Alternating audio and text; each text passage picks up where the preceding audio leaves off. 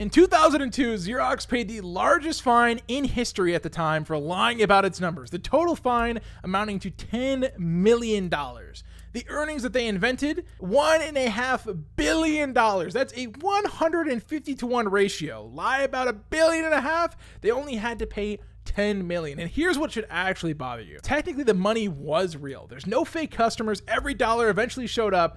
So how do you tell a $1.5 billion lie with real money? You just have to lie about the time. To understand how Xerox managed to pull this off, you need to know how Xerox actually made money, because it's a little bit weirder than you might initially think. Xerox didn't really sell copiers, it was leasing them. So we'll take an example of one company with one contract. We'll say the term is 5 years, and this contract will bundle into 4 different things. So there's the equipment, the general copier there, the service that's attached to it, which would be the tech that would come out to the company to fix any jams, the supplies that are accompanying with it, which is the toner and the parts, and then there's also the financing aspect of actually creating this lease for that company to use. Accounting rules have specific guidelines on how these need to be booked.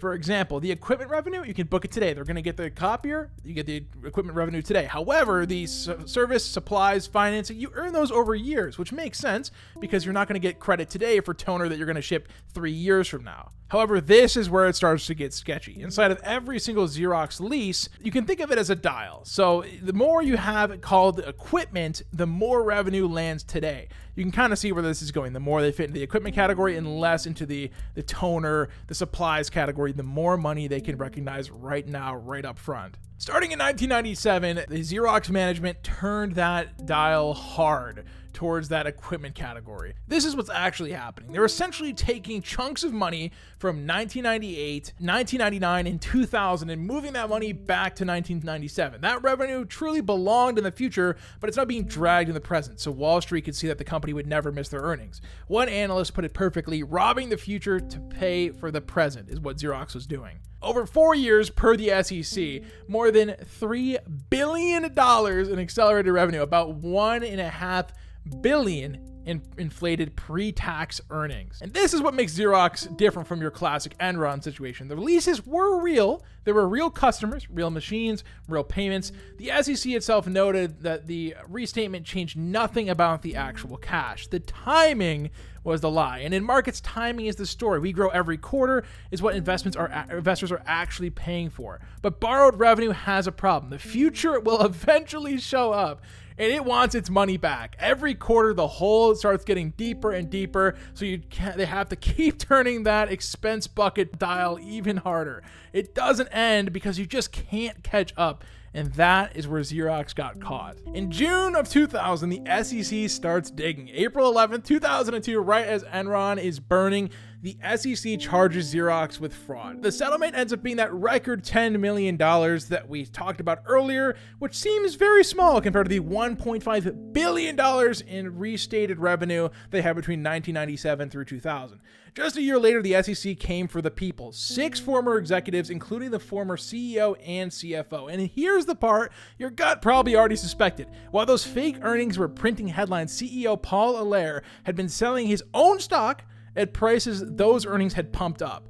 The SEC counted $5.2 million in profits from those stock sales, plus about $500,000 in bonuses tied to hitting the very numbers that this company was inventing. In 2003, CEO Paul Allaire settled. He gave back the stock profits, gave back the bonuses, paid $1 million fine on top, $8.6 million total, the largest of the 6. All of them together handed back over $22 million. This is separate from the other $10 million settlement without admitting or denying a thing. Allaire was banned from running a public company for 5 years. The CFO was banned for life. Prison? Absolutely not. Nobody went to prison for this. And the strangest part, or maybe not so strange, depending on how you look at it, the restated revenue did not vanish. It just slid back to the future, where it belonged. And later, as a new management ran a genuine turnaround for the company, some of it came home and actually helped the recovering Xerox beat expectations. The lie unwound and briefly made the company look a little bit more truthful. At the end of the day, investors got burnt. The CEO and CFOs and all the other C-suite people had to pay some fines. Nobody got put in jail for this. Absolutely insane story. Xerox still does exist to this day, nowhere in the capacity that it used to. But absolutely insane story that people still have those shares at a loss in their account to this very day. Thank you guys so much for watching. Financial headlines are engineered to spike your heart rate. This channel exists to lower it by showing you what happened behind the scenes, what happened with the math underneath it. And if you want to see the math under your own money, whether you should rent or buy, how you can grow your savings, coast to retirement, anything like that, go check out our website, moneyforks.com. Link is going to be in the description, absolutely free. In the next episode, we have another crazy story to go over. If you have anything you want to hear about, let me know down in the comments. Thanks for watching. Take it easy. Peace.